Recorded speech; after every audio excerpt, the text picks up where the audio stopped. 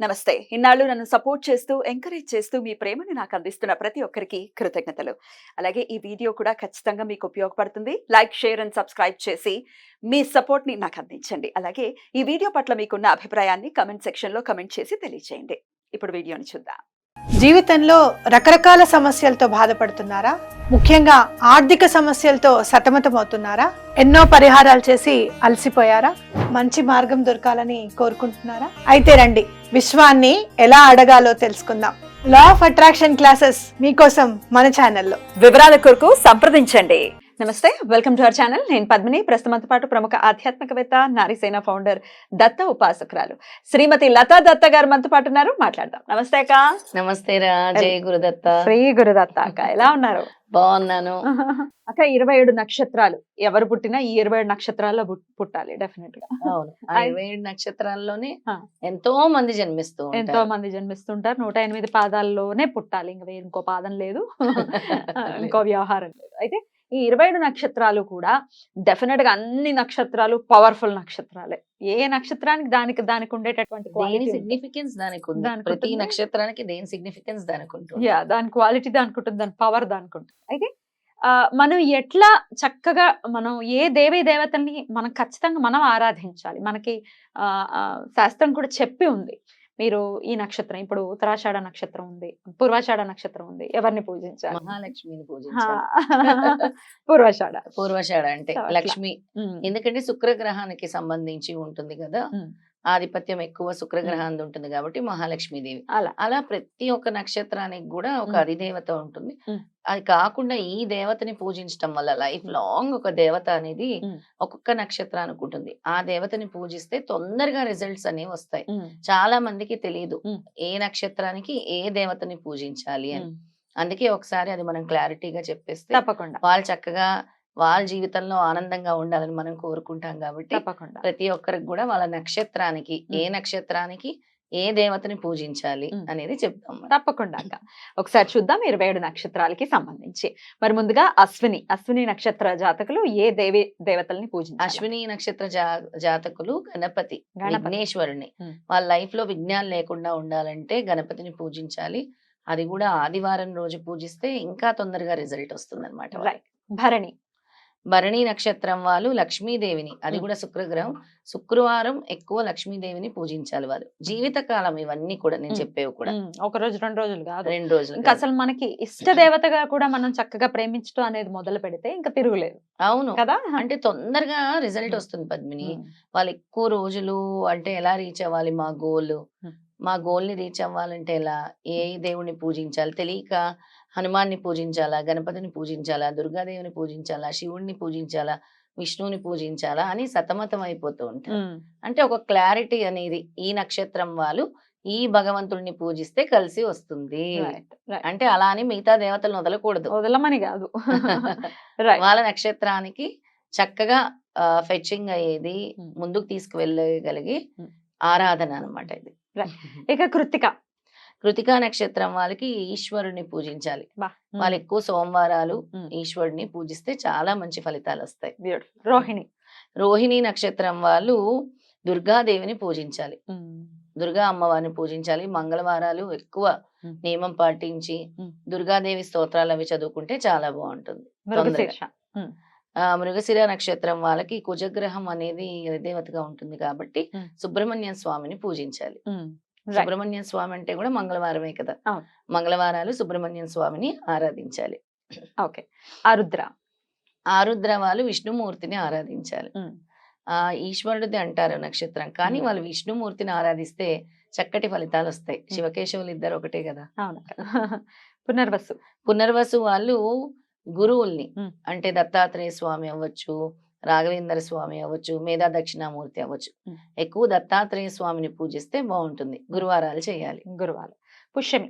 పుష్యమి వాళ్ళు ఈశ్వరుని పూజించాలి, ఎందుకంటే శని నక్షత్రం కదా, అందుకే ఈశ్వరుడే తొందరగా వాళ్ళకి మంచి చేస్తాడనమాట. అందుకే ఈశ్వరారాధన చేయాలి. సోమవారం రోజు చేస్తే చాలా మంచిది ఈశ్వరుడిది. ఆశ్లేష వాళ్ళకి విష్ణుమూర్తిని పూజించాలి. ఆశ్లేష నక్షత్రం విష్ణువు ఒక్కడే కాపాడగలడు. వాళ్ళ డిటర్మినేషన్ స్ట్రాంగ్ ఉంటుంది. ఆశ్లేష వాళ్ళు ఎప్పుడు కూడా very powerful very powerful people. అందుకే వాళ్ళు విష్ణు ఆరాధన చేయాలి, విష్ణు సహస్రనామాలు చదువుకోవాలి, బుధవారం పూజించాలి. మఖ మఖ నక్షత్రం వాళ్ళు గణపతిని పూజించాలి, విఘ్నేశ్వరుని బుధవారం పూజిస్తే చాలా చక్కగా కలిసి వస్తుంది. విఘ్నాలన్నీ కూడా తొలుగుతాయి అన్నమాట. పూర్వ ఫల్గుని వాళ్ళు శుక్ర నక్షత్రం కాబట్టి మహాలక్ష్మీదేవిని ఆరాధించాలి. శుక్రవారాలు గాని గురువారాలు గాని అమ్మవారిని పూజిస్తే విశేషమైన ఫలితం వస్తుంది. ఉత్తర ఫల్గుని ఉత్తర ఫల్గుని వాళ్ళు రవి ఆధిపత్యం ఉంటుంది కాబట్టి ఈశ్వరుణ్ణి పూజిస్తే చక్కటి ఫలితాలు వస్తాయి. అది సోమవారం గాని శనివారం గాని వాళ్ళు పూజించుకోవచ్చు. హస్త హస్త నక్షత్రం వాళ్ళకి చంద్రది ఇది ఆధిపత్యం ఉంటుంది కాబట్టి చంద్రగ్రహంది దుర్గాదేవిని ఆరాధించాలి. దుర్గా అమ్మవారి దేవాలయాలకు వెళ్ళడము, దుర్గాదేవి స్తోత్రాలు పఠించడము, మంగళవారాలు గాని శుక్రవారాలు గాని దుర్గాదేవి ఆరాధన చేస్తే చాలా విశేషమైన ఫలితాలు వస్తాయి. చిత్తా నక్షత్రం సుబ్రహ్మణ్య స్వామిని ఆరాధించాలి మంగళవారాలు, తొందరగా రిజల్ట్ వస్తుంది. మన చిత్తా నక్షత్రం పూజ శ్రీపాద స్వామి నక్షత్రం కూడా చిత్తా నక్షత్రం. అందుకే ఆ నక్షత్రాన్ని పూజించినా కూడా ఆ రోజు పూజించినా కూడా అందుకే ఉద్యోగాలు, కెరీర్, సక్సెస్, పెళ్లిళ్ళు అనేవి కూడా తొందరగా జరుగుతాయి. చిత్తా నక్షత్రం రోజు సుబ్రహ్మణ్య స్వామిని పూజించాలి. స్వాతి నక్షత్రం వాళ్ళు కూడా విష్ణుమూర్తి ఆరాధన చేయాలి. బుధవారం రోజు ఎక్కువ విష్ణుమూర్తిని ఆరాధన చేయాలి. తులసి మాలను సమర్పిస్తూ ఉండాలి ఊళ్ళలో, చాలా మంచి రిజల్ట్ వస్తుంది అనమాట. విశాఖ వాళ్ళు కూడా ఆదిగురు దత్తాత్రేయ స్వామిని ఆరాధించాలి, చాలా మంచిది. గురు అనుగ్రహం సంపూర్ణంగా ఉంటుంది అనమాట. అనురాధ వాళ్ళు ఈశ్వరుని పూజించాలి. అనురాధ వాళ్ళు తొందరగా సక్సెస్ రావాలంటే ఈశ్వరాలయాలకు వెళ్ళాలి. ఈశ్వరుడికి ఏం సమర్పించినా కూడా తొందరగా రిజల్ట్ వస్తుంది. జ్యేష్ఠ వాళ్ళు విష్ణుమూర్తి ఆరాధన చేయాలి. అది బుధవారాలు అవ్వచ్చు, ఆదివారాలు అవ్వచ్చు. ఈ 2 రోజులు కూడా విష్ణుమూర్తి ఆరాధన చేసుకోవచ్చు. మూలా నక్షత్రం వాళ్ళు జీవితంలో విఘ్నాలు రాకుండా ఉండాలి, తొందరగా సక్సెస్ అవ్వాలి అంటే మూలా నక్షత్రం వాళ్ళు చాలా చూస్తాము. అయితే సూపర్ సక్సెస్ అయిపోతారు టాప్ లెవెల్, లేదా డౌన్ ఫాల్ లో ఉంటారు. వాళ్ళు గణపతిని ఆరాధించాలి నిత్యం. ప్రతిరోజు గణపతి స్తోత్రం చదువుకోవాలి, ప్రతిరోజు గణపతి ఆరాధన చేయాలి, తొందరగా సక్సెస్ వస్తుంది. పూర్వాషాఢ ఇందాక చెప్పాను కదా, నా నక్షత్రం. మహాలక్ష్మి ఆరాధన చేయాలి. మహాలక్ష్మి దేవిని ఎంత పూజిస్తే అంత సక్సెస్, అంత అష్టైశ్వర్యాలు వస్తాయి. ఉత్తరాషాఢ వాళ్ళు ఈశ్వర ఆరాధన చేయాలి. వాళ్ళు చాలా అగ్రెసివ్ గా ఉంటారు. వాళ్ళు కూడా ఉత్తరాషాఢ వాళ్ళు కూడా వాళ్ళకి తొందరగా సక్సెస్ గానీ కెరీర్ లో గ్రోత్ గానీ రావాలంటే ఈశ్వరునే పట్టుకోవాలి, ఈశ్వర స్తోత్రాలు చదువుకోవాలి, శివ పంచాక్షరి చదువుకోవాలి. శ్రవణ నక్షత్రం వాళ్ళు లలితాదేవి, లలితా అమ్మవారు పూజ చేయాలి. లలితా సహస్రనామంలోని స్తోత్రాలు చదువుకుంటూ ఉండాలి, లలితాదేవి ఆరాధన చేయాలి. ధనిష్ట వాళ్ళు కూడా సుబ్రహ్మణ్య స్వామిని పూజించాలి. తొందరగా అంటే గ్రోత్ తొందరగా ఉంటుంది ధనిష్ట వాళ్ళకి. శతభిష వాళ్ళు విష్ణుమూర్తిని ఆరాధించాలి. శతభిష వాళ్ళకి కూడా ఒక క్లారిటీ ఉండదు, గొడవలు పడుతూ ఉంటారు. అవన్నీ తగ్గాలి అంటే విష్ణుమూర్తి ఆరాధన లైఫ్ లాంగ్ చేయాలి. అప్పుడు ఒక ఫోకస్ అనేది ఉంటుంది, ఒక గోల్ ని కూడా రీచ్ అవ్వచ్చు. పూర్వభాద్ర వాళ్ళు కూడా దత్తాత్రేయ స్వామిని ఆరాధించాలి. అప్పుడు విశేషమైన ఫలితం వస్తుంది, అన్నిట్లో విజయం సాధిస్తారు. ఉత్తరాభాద్ర వాళ్ళు ఈశ్వరుడికి మించిన శక్తి లేదు కదా, ఈశ్వర ఆరాధన చేయాలి, లింగాష్టకం చదువుకోవాలి, అలాగే బిల్వాష్టకం కూడా వాళ్ళు చదువుకోవాలి. అండ్ ఫైనలీ రేవతి నక్షత్రం వాళ్ళు తిరుగు లేకుండా ఉండాలి జీవితంలో అంటే విష్ణు ఆలయాలకు వెళ్ళాలి, విష్ణు దర్శనాలు చేసుకోవాలి, విష్ణు స్తోత్రాలు పఠించాలి, విష్ణు సహస్రనామాలు చదువుకోవాలి. బ్యూటిఫుల్.